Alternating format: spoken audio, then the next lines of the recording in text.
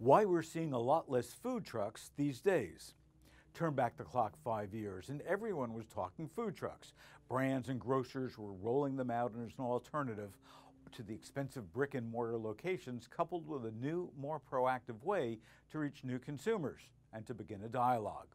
Parking lots that were filled to the brim with dozens of food trucks and hundreds of customers waiting in line seem to be much rarer these days, as just 3 or 4 trucks now show up.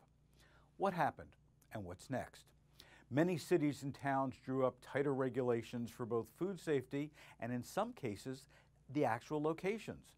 Restaurants that were losing business complained that these trucks didn't have to pay rent as they did, and even questioned if they were paying their fair share of taxes to the communities that they were serving. Next phase, enter the food hall.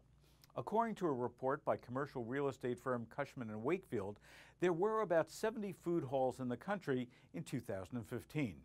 Within a year, that number had grown to 86, and by the end of last year, it had reached 118. At this rate, they predict by 2020, the marketplace will have tripled in size to the span of just 5 years.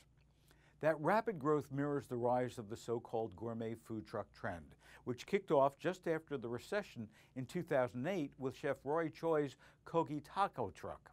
When consumers have wearied of giant chains but still demand food that is novel, inexpensive, and fast, food trucks are the new incubators of culinary innovation, wrote Jonathan Gold in the Smithsonian in 2012.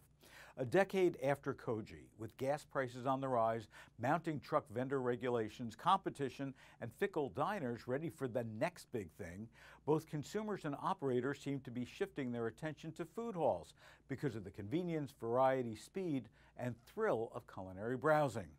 It's a bit of throwback to the food courts that so many indoor sprawling megamalls had for decades.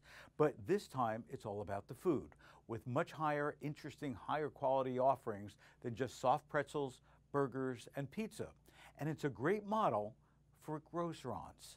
So supermarkets need to be aware of what these food halls are and how they're the new competition.